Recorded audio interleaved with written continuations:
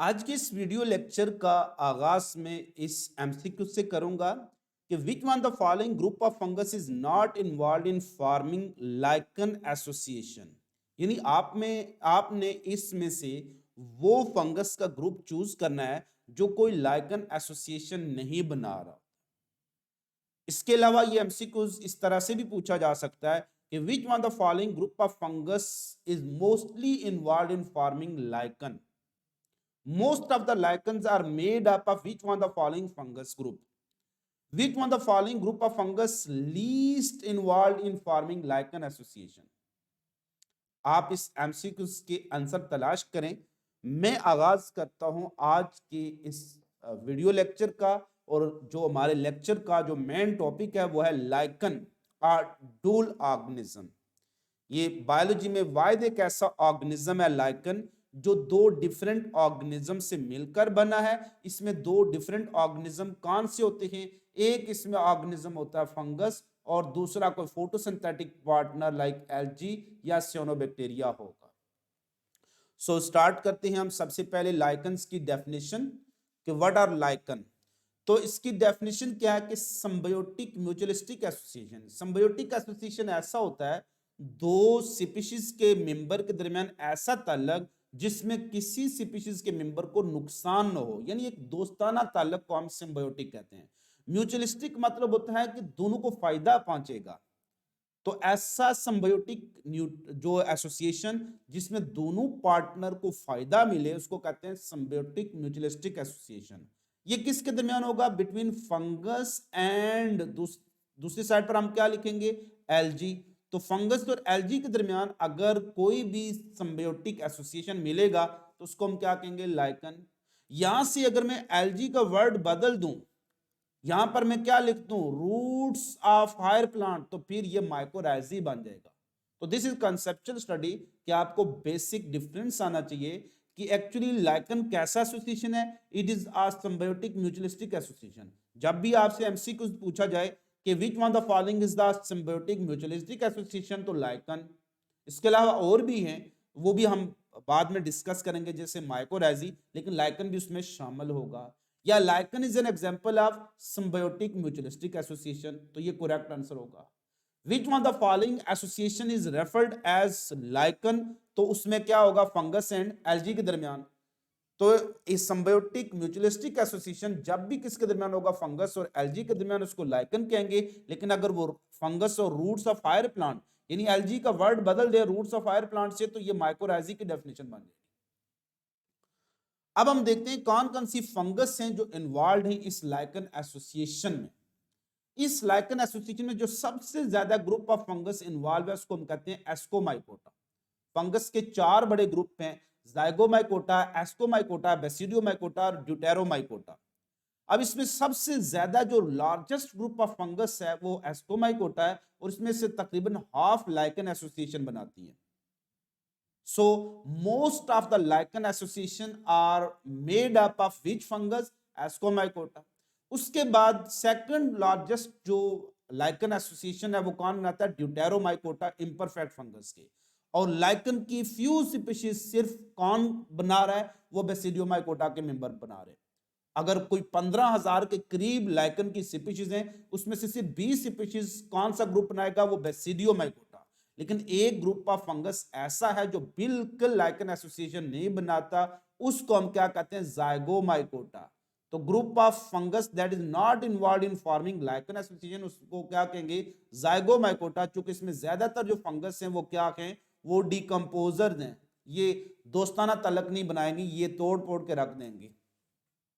अब इस lichen association में फायदा क्या मिलता है? जो फंगस है हमेशा, चूंकि ये कौन सी फंगस होती है? दीज आर एक्चुअली एटोट्राफिक, ये अपनी खुराक खुद नहीं बना सकती। तो फंगस एटोट्राफ होने की वजह से इस एसोसिएशन से अपनी बनी बनाई खुराक ले रही होती है।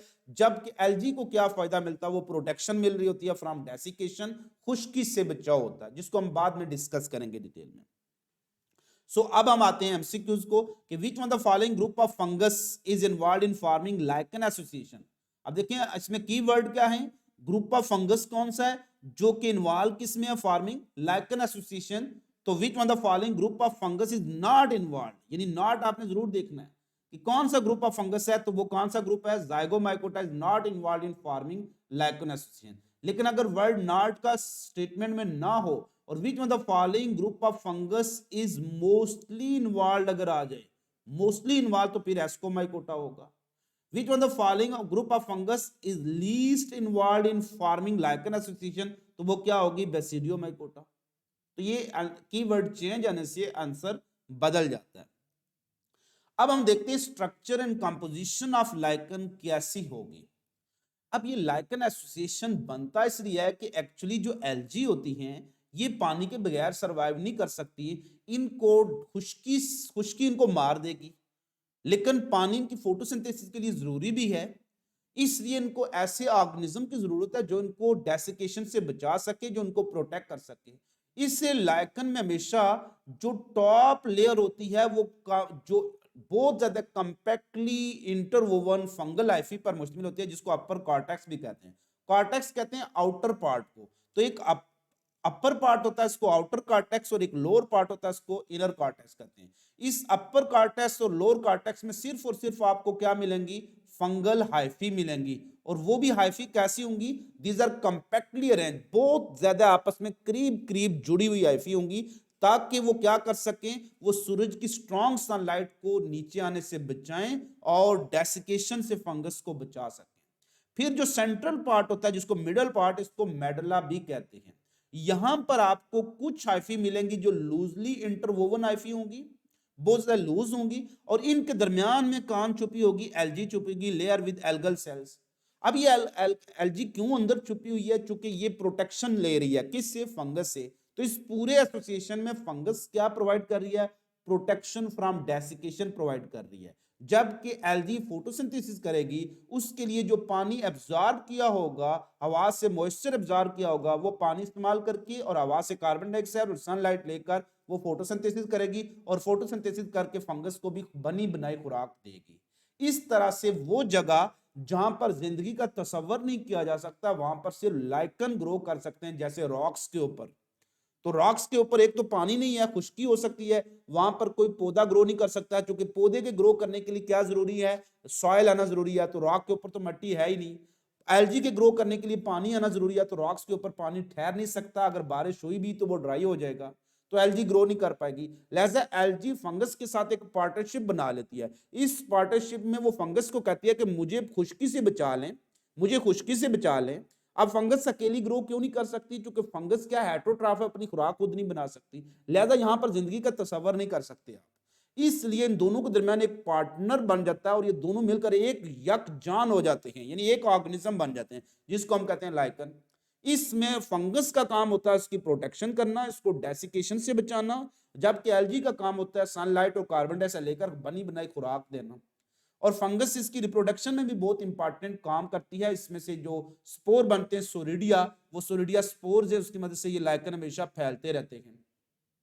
इसके अलावा लोअर कॉर्टेक्स से कुछ रूट लाइक हाइफी होती हैं जो इसको रॉक्स के अंदर पेनिट्रेट करके रखती हैं, उसको राइजनी कह देते हैं। राइजी वर्ड रूट लाइक के लिए होता है, तो इनको कहते हैं रूट्स ऑफ लाइकन। इसकी मदद से रॉक्स के अंदर वो पेनिट्रेट कर लेता है और अपने आप को रॉक्स के साथ क्या कर लेता है, अटैच कर लेता है। इसलिए रॉक्स के ऊपर जिंदगी का आगाज, एक इकोसिस्टम के बनने का आगाज कौन करेंगे, लाइकन करेंगे। ऐसे लाइकन जो क्रस्ट के ऊपर अटैच होंगे उनको कहेंगे क्रिस्टोज लाइकन। और ये जो लाइकन का फायदा क्या होगा कि रॉक्स के ऊपर इकोसिस्टम बनना शुरू होगा, जिसको हम कहते हैं सक्सेशन या इकोलॉजिकल सक्सेशन।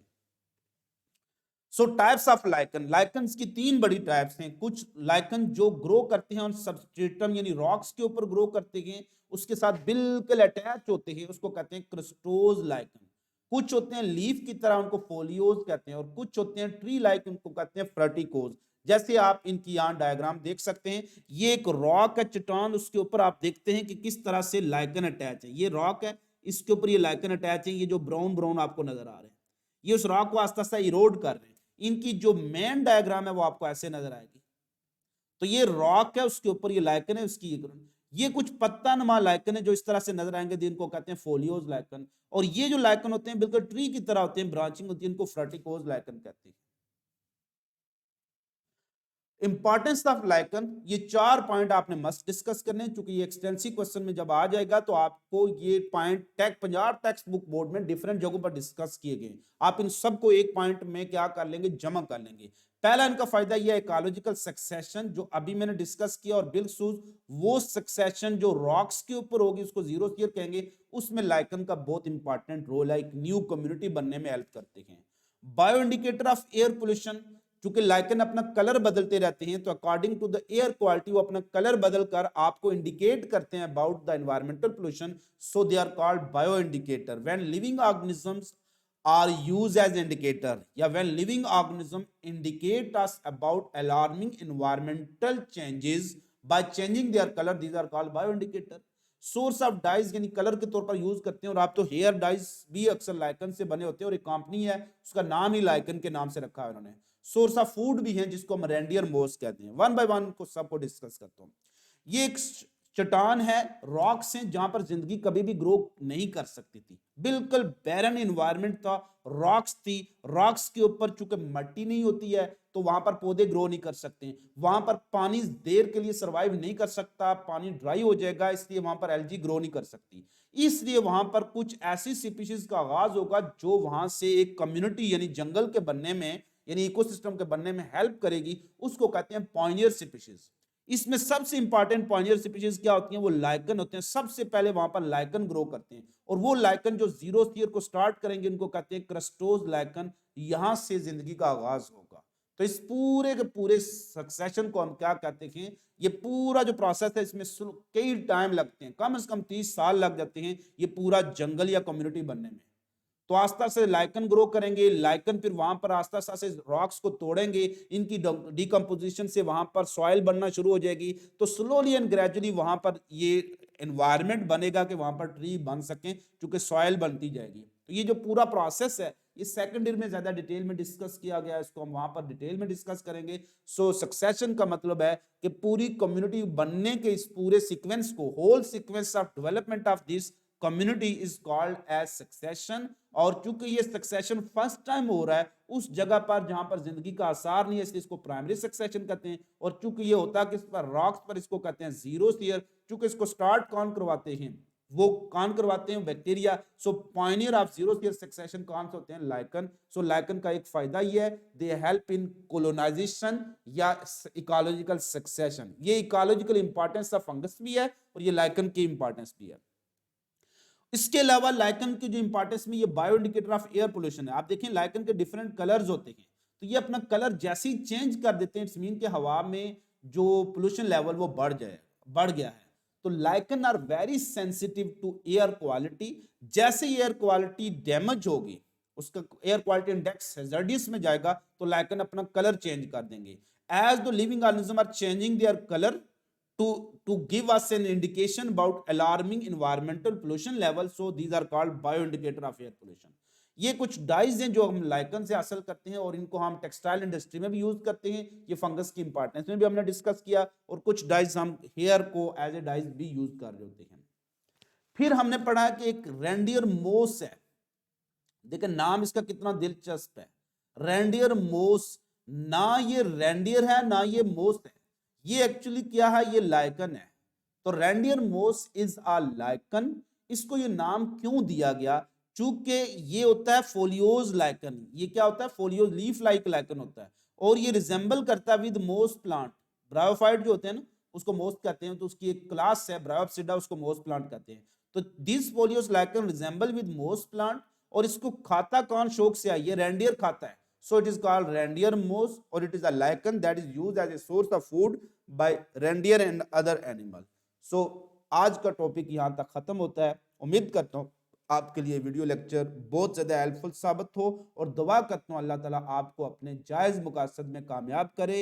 अपना बहुत ज़्यादा ख्याल रखिएगा, खुश रहिएगा, खुश रखिएगा, दुआ में याद रखिएगा।